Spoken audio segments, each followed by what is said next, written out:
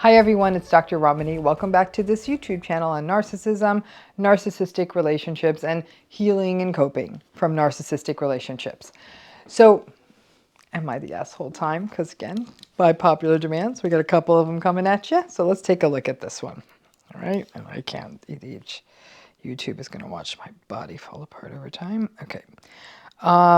Here we go. Let me find my, am I the asshole? Here it is. Okay, here we go. My girlfriend, Sarah, 29, and I, 28, is a guy, have been dating for 5 years, and I wanted to go on a vacation with her to celebrate, like an anniversary trip. I planned the trip for several months. Of course, I shared my plans with her and decided on skiing, snowboarding, and other winter activities in Colorado. The activities seemed perfect, and I was looking forward to this for months because I wanted to propose to her at the end of the trip. 5 days before the trip, Sarah dropped the ball on me that she invited 2 of her friends to meet her there. I was upset because I wanted to spend one-on-one time with Sarah for our anniversary. I felt like it was plain and clear that this was a trip for just us. Even though I expressed my concerns, Sarah insisted that her friends already made plans to come and won't back out. I decided to accept this because there was no way for me to force her friends to not come. I wish I fought more on this. I figured we could make some changes to our plans and I would still be able to propose to her privately. Sarah essentially blew me off for her friends and we didn't get any private time. After 3 days of being in second place, I decided to leave the trip and head home. I told Sarah why I was leaving and she was upset. She told her friends about my decision and I was ganged up on. They said we were all having a great time. She thinks I'm being a jerk for making her pick between her friends and me, even though her friends weren't invited in the first place.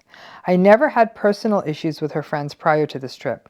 I never made Sarah pick between me and her friends because everyone needs friends outside of a relationship. I'm at home now and thinking about everything. I have a day to myself before Sarah comes home, so at least I get to relax a bit. Sarah and her friends think I'm overreacting and think I ruined the trip. I think Sarah was disrespectful and rude to me by ruining the purpose of this trip and having her friends gang up on me.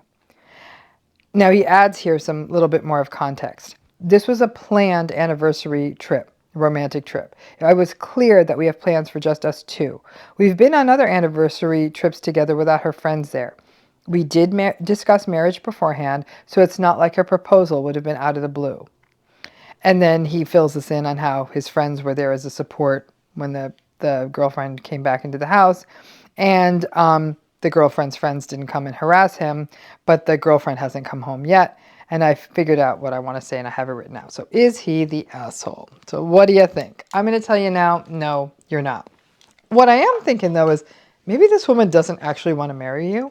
And she, instead of having the courage to tell you that she didn't want to marry you, she invited her friends to sort of block the whole scenario. And then as though you not asking her wasn't going to make it an issue. So that was a little bit amateur hour-y there. But I have to tell you though, buddy, you dodged a bullet, and a big one. If this was going to be your life at the beginning, imagine what it would be like in the middle and as time went on. Consider yourself lucky when you get these signals early. I know it doesn't feel lucky because 5 years is a long time to put into a relationship and you're at an age where you're thinking like, oh, I do want to get married and settle down. But to get out of this before you had the burdens of shared finances and kids and all that stuff, whew, that's a big one. Because this behavior of, if indeed, let's just say my hypothesis was correct, she just didn't want to get married. So inviting the friends was a way to deflect that. She didn't want to get married either. So you don't want to be married to someone who doesn't. It would have not felt very good to get on bended knee and have her sort of waffle, number one. Number two, even if she did, let's talk about entitlement, because that's what a lot of these are about, right? These Am I the Asshole stories. Deeply entitled that, oh, invited my friends, and you're just going to have to adjust to that. And a lot of gaslighting in this story. When he pushed back and said, no, no, no, and that's not working for me, or this isn't fun, or I want to do stuff with you, it was then he was too sensitive. He was ruining everyone's fun. He was the bad guy. So this, not only this Sarah, but her friends were doing a bit of a Darvo, right? Deny, attack, reverse victim offender. They were the ones who were the problem. And now, oh, you've ruined our time. Our time is ruined. That is not a healthy pattern to get into. And Ultimately, if you're in a relationship with someone and you sense their friends coming at you in that way, you'd like to talk to your friends and say, whoa, whoa, whoa, whoa, let me just sort of talk to my partner and sort of figure this out. And it's not as though she brought the friends there and still maybe went on dinners out with him or something. It sounds like he basically underwrote her trip with her friends. Again, more egocentricity, more entitlement, more selfishness, whether or not she wanted to marry this guy or not. It's interesting because, I was sort of reading between the lines on this one, and he was saying, like, I wish I pushed back more on the friends. So even as he writes this thing, some of that trauma bondy stuff was coming out there. Like, well, maybe if I could have set the trip up, being both of us, I could have asked her to marry me. Buddy, you got a gift from the universe. It gave you this enormous piece of data that basically it was like the galaxy dropping a sign down in your lap saying, do not marry this woman.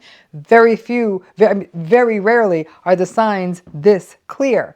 So you got that, but the interesting thing is that regret of, well, could it have been different? No. Toxic relationships have a real inevitability built into them. A lot of folks who go through any form of toxic relationship with a hyper entitled person will often wonder, well, maybe if this hadn't happened, we hadn't had this fight, or they hadn't had this opportunity to meet this person they cheated on me with, or we had gone on that trip together, or we hadn't done this. A lot of this sort of ruminating about the regrets in the relationship, people can go down that rabbit hole thinking that if only we had done this, then maybe we would have gotten to this next level of a relationship. No, you were just prolonging the inevitable. When a relationship shows this level of toxicity in it, that's just an inevitable wall that train is going to hit. You just may have moved the wall further down the street, but it's inevitably going to hit. And if you can get out before some of the collateral losses, and the one that always comes to mind is kids, or vast sums of money that you won't be able to really earn back. Those are two big ones. But when those things, you can get ahead of those things happening, it's huge.